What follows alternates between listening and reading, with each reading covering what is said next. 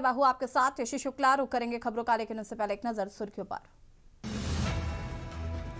PM के मन की बात का 129वां एपिसोड जारी। पीएम बोले ऑपरेशन सिंदूर हर भारतीय के लिए गर्व का प्रतीक, एंटीबायोटिक दवाइयां पड़ रही कमजोर। रावली विवाद की सुप्रीम कोर्ट ने लिया स्वतः संज्ञान, मामले में कल होगी सुनवाई। 100 मीटर से ऊंची पहाड़ियों को रावली मानने के फैसले का हो रहा है विरोध। राष्ट्रपति मुर्मू ने पनडुब्बी आईएनएस वागशीर में यात्रा की, ऐसा करने वाली दूसरी प्रेसिडेंट बनी मुर्मू। कांग्रेस का आज 140वां स्थापना दिवस। कांग्रेस मुख्यालय में धूमधाम से मनाया गया स्थापना दिवस। सोनिया राहुल ने कार्यकर्ताओं को दिया संदेश। पुलिस मंथन में सीएम योगी ने सिखाया टाइम मैनेजमेंट, बोले काल का ध्यान न रखने वाले महाकाल का बनता है शिकार। 16 पुलिसकर्मियों को सम्मानित कर की गई है घोषणा। यूपी का सिर्फ मामले में बड़े एक्शन की तैयारी। सरगना शुभम जायसवाल की 38 करोड़ की संपत्ति होगी सील। शुभम जायसवाल पर घोषित है 50,000 का इनाम। आप देख रहे हैं के न्यूज, खबरों का सारथी।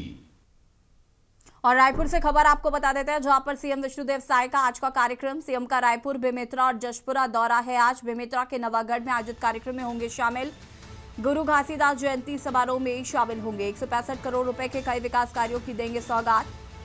सरगुजा संभागीय पेंशनर सम्मेलन कार्यक्रम में शिरकत करेंगे। शाम 4:20 पर जशपुर के ग्राम पमशाला कवरधाम में होंगे शामिल।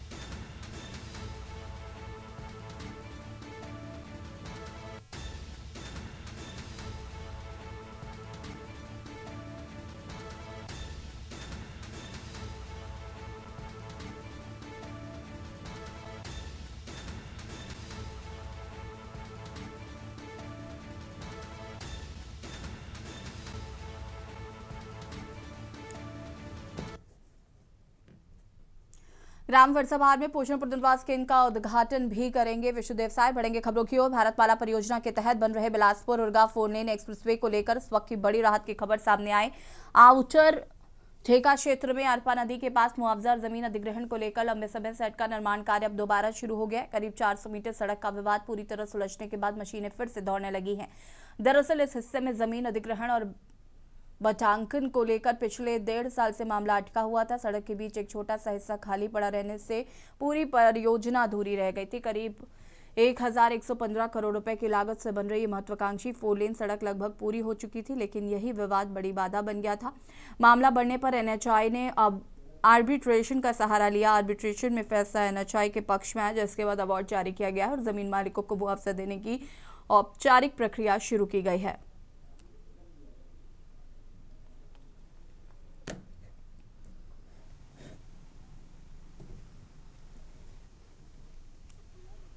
इसमें भूअर्जन ढेका जो गांव है वहाँ पे भूअर्जन को लेकर के कुछ डिस्प्यूट था। इसमें जांच भी हुई है, इसमें कार्रवाई भी हुई है जो गलत किए हैं। अभी वर्तमान में ये केस क्लियर हो गया है। कमिश्नर महोदय आर्बिट्रेटर हैं, उन्होंने इसमें अवार्ड पारित कर दिया है और इसके बाद से इसमें काम चालू हो गया है। अभी किसी भी तरह का कोई हर्डल्स नहीं है, चीज़ें क्लियर हैं।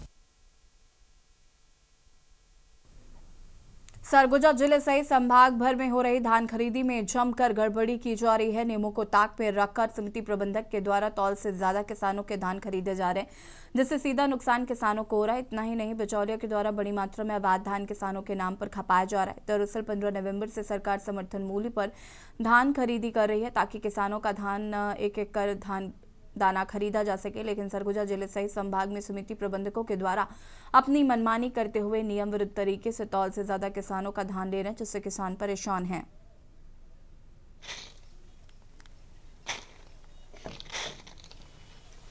कौन बुलाएगा 41,200 करने के लिए?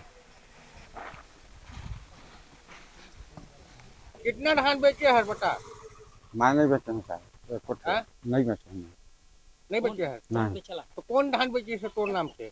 मोर नाम से भाई मैं आले नहीं हूँ, जो भी बेचल हुई तो मुझे पते नहीं है, तो मैं का कर बताऊँ। तो धान समिति केंद्र में तोर नाम से टोकन कर दी से तोर खाता से धान बेचाई से एक तो को पता नहीं है। नहीं नहीं, मैं आले नहीं हूँ, बेचले नहीं हूँ। खेती करता खेती करता हूँ, मैं बताता हूँ, तुम्हारे जग जाके कोई देख ले कि छिनमोरी धान लाल धान है, और कोई जाके देख ले वो कितना है कि बिना तो अंगूठा के धान 8 नहीं बोरा बेचाई, 8 बोरा बिना तो अंगूठा लगाए अब धान हाथ नहीं से बेचाई, चल। लेकिन हाँ। वहाँ कैसे बेचाई से, ताकि सब कोई बता सके तू धान बेचा के। भाई वो झूठ बना के भले बेच ले हूँ, बाकी मैं नहीं बेच हूँ।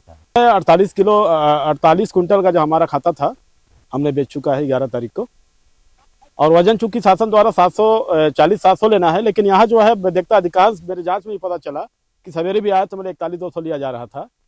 मैं हिदायत दिया सभी किसानों को कि 41,200 40,700 ही देना है, लेकिन कहीं ना कहीं समिति के आदमियों द्वारा जो है टार्चर किया जा रहा है किसानों को, जो यहाँ जो है मिले हुए हैं सब है, और यहाँ जो है 41,200 लिया जा रहा है। रतलाम से खबर आपको बता रहे हैं, जहां पर जावरा कॉलेज ग्राउंड में सीएम मोहन यादव का आगमन, किसानों को मिलेगा भवंतर योजना की किश्त का लाभ, सुरक्षा के पुख्ता इंतजाम पूरे। डीआईजी ने कहा निमिष अग्रवाल कार्यक्रम की सभी व्यवस्थाएं दुरुस्त, तैयारियां पूरी। रतलाम से खबर, जावरा कॉलेज ग्राउंड में सीएम मोहन यादव का आगमन आज।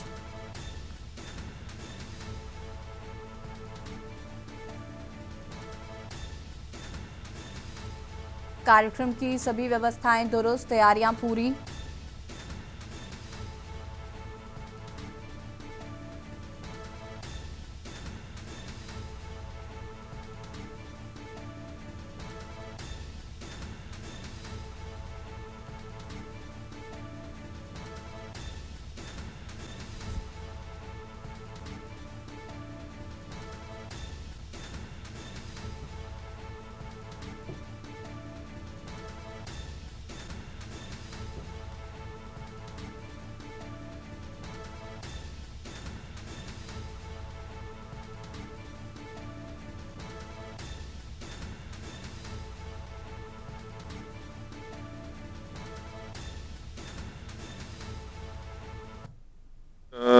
मुख्यमंत्री महोदय का आगमन है और पूरी सुरक्षा व्यवस्था लगी हुई है, और यहाँ पर जो है जैम की समस्या ना हो उसके लिए भी ध्यान दिया गया है।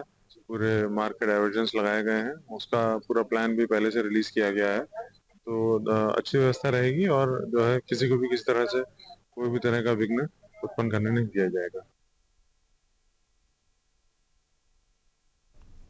मुरैना में बुलेरो गाड़ी को टक्कर मारने के बाद जमकर हंगामा हुआ, गाड़ी की तोड़फोड़ की गई और जीजा साले पर लाठी सरियों से हमला किया गया।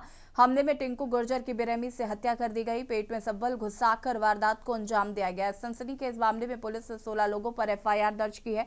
फिलहाल इलाके में तनाव का माहौल है और पुलिस जांच में जुटी हुई है। जानकारी के अनुसार टिंकू गुर्जर और रानू रविंद्र गुर्जर जेल से मिलाई करने के बाद जौरा कोर्ट में वकील से बात करके अपने घर वापस लौट रहे थे, तभी पुराने विवाद के चलते कुछ लोग पीछे लग गए, जिसके डर से टिंकू रविंद्र गुर्जर बाइक को अलापुर नहर के रास्ते भाग रहे थे, लेकिन अलापुर धमकन पुल के पहले आरोपियों ने गाड़ी से मोटरसाइकिल में टक्कर मार दी, फिर लाठी सरियों से हमला कर दिया।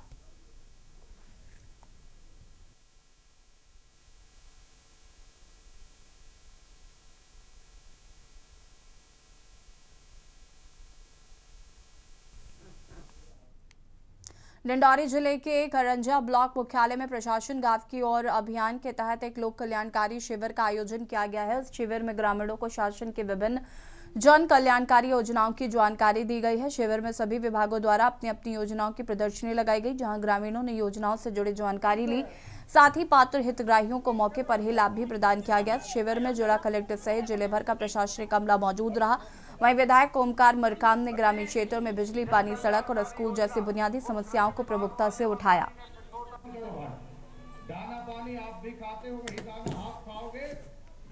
माननीय मुख्यमंत्री जी के निर्देश पर प्रशासन गांव की ओर अभियान के अंतर्गत आज हमारा ये 6वां कैंप करंजिया विकास खंड में आयोजित किया गया है, जिसमें हमने मध्य प्रदेश शासन की अनेक योजनाओं के स्टॉल लगाए हैं। साथ ही जितनी भी स्वरोजगार मूलक योजनाएं हैं उनके लिए हितग्राहियों का चिन्हांकन भी कर रहे हैं। प्रमुख समस्या किसानों का है, जो सोयाबीन का फसल नुकसान हुआ है उसकी राहत किसानों को नहीं मिली है। लोगों को रोजगार गारंटी का काम नहीं मिल पा रहा है, लोग क्षेत्र से पलायन किए हुए हैं। सही न्याय उनके साथ नहीं हो पा रहा है। बहुत प्राथमिक माध्यमिक विद्यालय भवन विहीन है, उसके विषय में भी लोगों ने मांग किया। कई गांव में बिजली लोगों को नहीं मिल पा रहा है, उसके विषय में भी मांग किए। कई लोगों का आवास नहीं मिला है, इसके विषय में भी मांग किए। इस तरह से जनताओं की मांग सामने आई है। और इसी बीच आपको कानपुर से खबर बता देते हैं। कानपुर से खबर, के न्यूज की खबर का हुआ बड़ा असर। कानपुर से खबर आपको बता रहे हैं, के न्यूज की खबर का हुआ बड़ा असर। जूनियर डॉक्टर की लापरवाही आई थी सामने।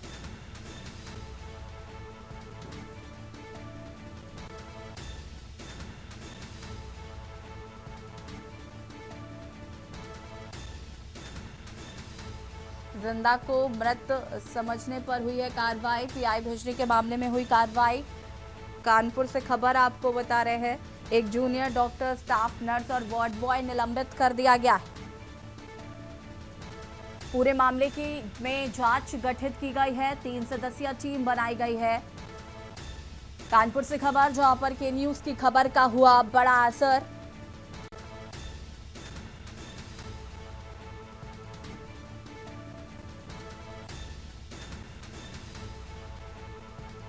जूनियर डॉक्टर की लापरवाही आई थी सामने। जिंदा को मृत समझकर पीआई भेजने के मामले में हुई है कार्रवाई। जिंदा को मृत समझकर पोस्टमार्टम के लिए भेज दिया गया था।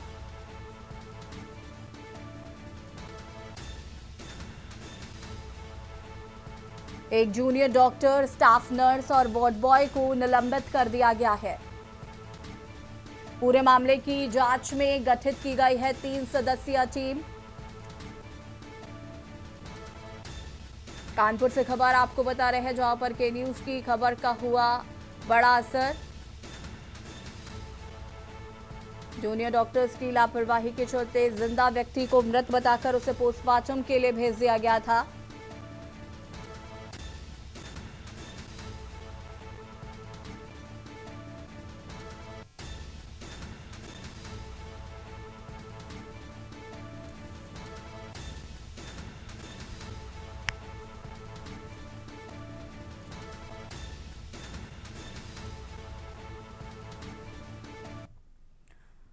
फिरोजाबाद में ठंड से बचाव के लिए बनाए गए रैन बसेरे। नगर निगम का रैन बसेरे बना बेसहारों का सहारा। घने कोहरे ने वाहनों की रफ्तार पर लगाया ब्रेक। शाम के समय विजिबिलिटी सामान से भी बेहद हुई कम। गलन भरी ठंड से बचने के लिए रैन बसेरा अलाव ही सहारा। शाम के समय विजिबिलिटी सामान से हुई बेहद कम।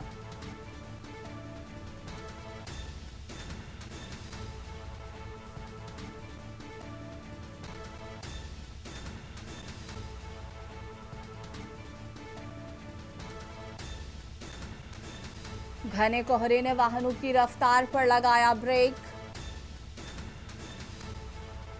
शाम के समय विजिबिलिटी सामान से भी बेहद हुई कम।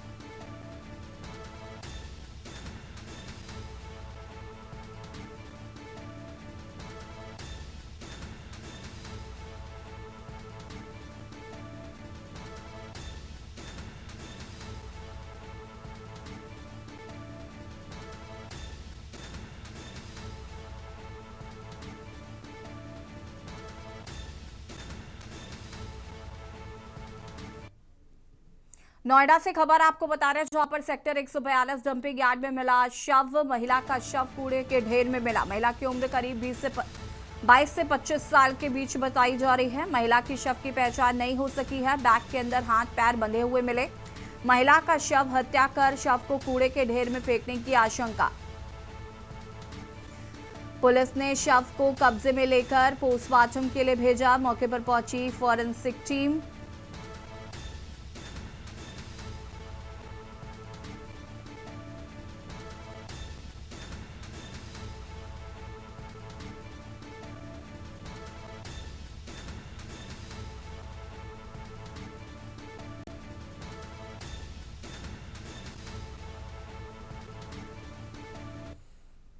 आगरा से खबर, जहां पर ढक्कन बनाने की फैक्ट्री में लगी भीषण आग। वेस्टर्न सीड ढक्कन बनाने वाली फैक्ट्री में आग लग गई। पुलिस ने फंसे लोगों को सुरक्षित निकाला बाहर। फायर ब्रिगेड ने कड़ी मशक्कत के बाद आग पर काबू पाया।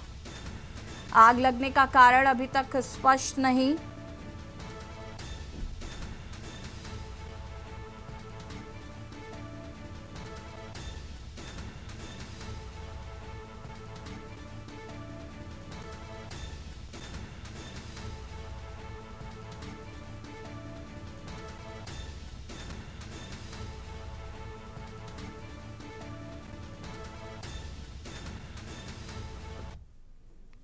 थाना पातपुर क्षेत्र नगला रोड का ये पूरा मामला बताया जा रहा था। और लखनऊ से खबर आपको बता देते हैं, उत्तर प्रदेश के मुख्यमंत्री योगी आदित्यनाथ ने प्रदेश की कानून व्यवस्था और पुलिसिंग को लेकर एक महत्वपूर्ण समीक्षा बैठक की है। मुख्यमंत्री ने दो टूक शब्दों में कहा कि पुलिसिंग केवल मुख्यालय में बैठकर नहीं की जा सकती, इसके लिए अधिकारियों को जमीन पर उतरना होगा और जनता व जनप्रतिनिधियों के साथ जीवन संवाद स्थापित करना होगा। सीएम योगी ने निर्देश दिया है कि थानाध्यक्ष, दरोगा, कप्तान और जिले के उच्चाधिकारी जनप्रतिनिधियों से नियमित संवाद करें। उन्होंने कहा कि जनप्रतिनिधि लोकतांत्रिक परंपरा की महत्वपूर्ण कड़ी है। यदि अधिकारी उनसे संवाद नहीं करते हैं तो ये साफ है कि जनता को इंसाफ नहीं मिल रहा है। उन्होंने अधिकारियों को सख्त निर्देश दिए हैं कि वो जनप्रतिनिधियों का फोन उठाएं और महीने में कम से कम एक बार उनके साथ अनिवार्य रूप से बैठक करें। मुख्यमंत्री ने केवल थानों तक जिम्मेदारी सीमित न रखकर सर्किल को भी जवाबदेह बनाने की बात कही है। उन्होंने कहा कि पुलिस का व्यवहार दोस्ताना होना चाहिए ताकि आम आदमी के मन में पुलिस के प्रति विश्वास बढ़े। उन्होंने ये भी साफ किया है कि अच्छे अधिकारियों के ट्रांसफर पर जनता की सकारात्मक प्रक्रिया भी आती है, जबकि खराब अफसरों के हटने पर लोग खुशी जाहिर करते हैं।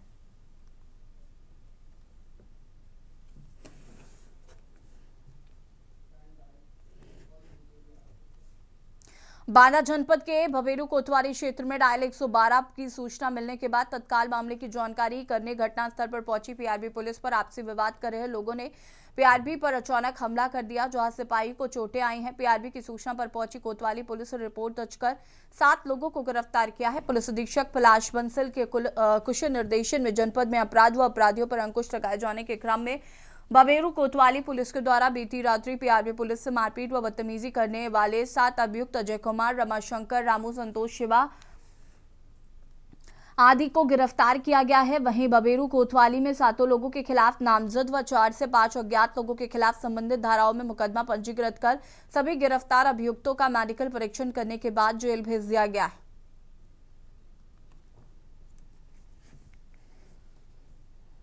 26 दिसंबर 2025 को थाना बबेरू के ग्राम परसौली के अंतर्गत रात्रि 12 बजे के आसपास एक सूचना प्राप्त हुई कि पारिवारिक कार्य के उपरांत 5-6 भाई आपस में विवाद कर बैठे हैं। सूचना प्राप्त होती त्वरित रूप से पीआरबी कर्मी वहां पहुंचे, जहां सभी भाइयों ने उक्त पीआरबी कर्मियों से बदतमीजी की, जिसकी सूचना तत्काल रूप से थाना बबेरू को प्राप्त हुई। सूचना प्राप्त होते ही सभी के विरुद्ध सम्यक धाराओं में एफआईआर पंजीकृत कर लिया गया। साथ ही नामित 7 लोगों को गिरफ्तार कर लिया गया है। अन्य अज्ञात के संबंध में सम्यक कार्रवाई प्रचलित है।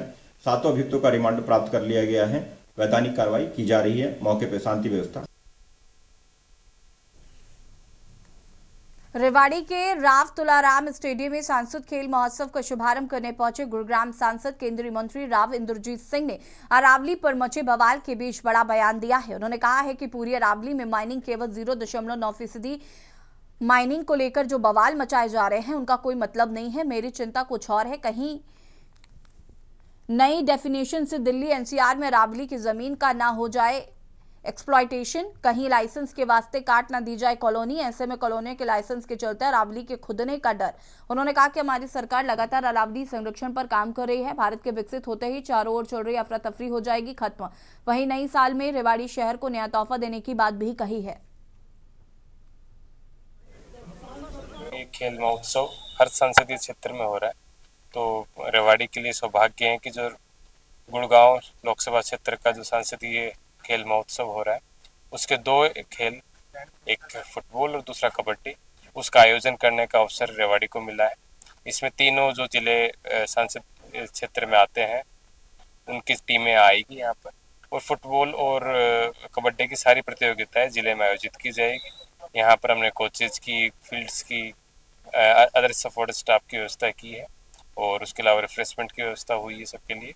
तो मैं उम्मीद करता हूँ कि इसके बाद में एक अच्छा खेल होगा यहाँ पर, और जो बच्चे हैं या जो प्रतिभागी हैं उनको अपने टैलेंट दिखाने का मौका मिलेगा। देखो, प्रधानमंत्री ने सभी की ड्यूटी लगाई है, सभी एमपीज की, ये अपने अपने हलकों के अंदर खिलाड़ियों को प्रोत्साहित करो, देश की स्पोर्टिंग जो फैसिलिटीज है उनको बढ़िया बनवाओ और यहाँ से अच्छे अच्छे खिलाड़ी निकालो, ताकि 2028 के ओलंपिक्स के अंदर और 2032 के ओलंपिक्स तक हमारे को अच्छे खासे मेडल इंटरनेशनल गेम्स के अंदर मिल पाए। तो उसी का एक ये हिस्सा है कि आज रेवाड़ी के अंदर हो रहा है, कल मेवात के अंदर हो रहा है और कल जो गया है बीता हुआ वो गुड़गांव के अंदर शुरुआत हुई।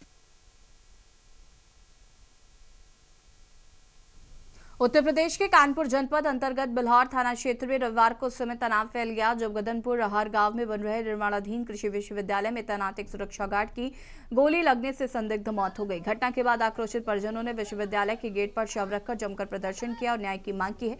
मृतक गार्ड की पहचान औरंगपुर साभी गांव निवासी के रूप में हुई है। जानकारी के अनुसार निर्माणाधीन महाविद्यालय के परिसर में सुरक्षा व्यवस्था के लिए तैनात था। घटना के समय एक अन्य गार्ड भी वहां मौजूद था। किन परिस्थितियों में गोली चली और यह हादसा है या हत्या से लेकर पुलिस तफ्तीश में जुटी हुई है। जी सर, हमको 50 लाख रुपए चाहिए, प्लस उनकी पेंशन चाहिए, प्लस लड़की का पढ़ाई का खर्चा चाहिए। जी सर, अभी किसी से बात नहीं हुई है, नहीं आए, कोई नहीं आया, नहीं कोई आश्वासन नहीं मिला है सर। विधायक जी से बात हुई है, विधायक जी ने कहा अभी बता रहे हैं, अभी कोई हमको ये नहीं मिला कि हाँ तुमको ये चीज मिलेगी। हमें रुपया चाहिए, बिटिया के पढ़ाई के खर्चा, ब्याह के खर्चा, हमारा हर महीना 5000 के दवा आवत ओकर खर्चा, लेटरिन बाथरूम हमारा आदमी करावर है, ओका हमका चाहिए, पेंशन हमार चाहिए। इस समय मौजूद हूँ घटना स्थल पर। आपको बता दें, शुक्रवार की रात को 2 सिक्योरिटी गार्डों के बीच अलाव को लेकर नोकझोंक हुई, जिसमें गोली चल गई, जिसमें एक सिक्योरिटी गार्ड की मौके पर ही मौत हो गई। आप देख सकते हैं, यही निर्माणाधीन कृषि महाविद्यालय है जहां पर सिक्योरिटी गार्ड शुक्रवार को अलाव को लेकर यहां पे बातचीत हो रही थी, जिसको बातचीत इतनी बढ़ गई कि गोलियां चल गई, जिसमें एक सिक्योरिटी गार्ड निर्मल सिंह जो कि औरंगपुर स्वामी के रहने वाले थे, उनकी मौके पर ही मौत हो गई। फिलहाल पुलिस ने शव को पोस्टमार्टम के लिए भेजा था। उसके बाद परिजन यहाँ पर शव रखकर अभी बैठे हुए हैं। उनकी कुछ मांगे हैं। उनका ये कहना है कि 50 लाख का मुआवजा दिया जाए और जो उनकी मृतक की पत्नी है वो पूरी तरीके से पैरालाइज्ड है, वो कैंसर पीड़ित है, उनका इलाज चल रहा है, उनकी इलाज के लिए उनको मुआवजा दिया जाए और उनकी बेटी की पढ़ाई के लिए मुआवजा दिया जाए। आप देख सकते हैं हमारे पीछे यहाँ पर अभी परिजन अपनी मांगों को लेकर सब रखकर यहाँ धरना प्रदर्शन कर रहे हैं। यहाँ पर प्रशासन भी पूरी तरीके से मुस्तैद है। एसडीएम साहब, क्षेत्रीय विधायक राहुल बच्चा सोनकर यहाँ मौके पर मौजूद है। फिलहाल अभी कोई निष्कर्ष नहीं निकल पाया है। यहाँ सिक्योरिटी एजेंसी से बातचीत की जा रही है। फिलहाल प्रशासन यहाँ पर मौजूद है और लगातार परिजन यहाँ पर अपनी मांगों के लेकर डटे हुए हैं। आगे के अपडेट के लिए जुड़े रहिए के न्यूज इंडिया के साथ। नीतेश कटियार। भारतीय राष्ट्रीय कांग्रेस के 140वें स्थापना दिवस के अवसर पर उत्तर प्रदेश कांग्रेस ने राजधानी लखनऊ में एक बड़ी प्रेस कॉन्फ्रेंस कर अपनी आगामी रणनीति का खुलासा किया है। यूपी कांग्रेस प्रभारी अविनाश पांडे की अध्यक्षता में आयोजित इस बैठक में प्रदेश अध्यक्ष अजय राय, सांसद तनुज पूनिया और पूर्व अध्यक्ष अजय कुमार लल्लू सहित कई दिग्गज नेता शामिल हुए। प्रेस कॉन्फ्रेंस को संबोधित करते हुए अविनाश पांडे ने सीधे तौर पर केंद्र प्रदेश की भाजपा सरकार पर हमला बोला है। उन्होंने कहा कि आज देश का लोकतंत्र खतरे में है और बीजेपी सरकार इसे खत्म करने की साजिश रच रही है।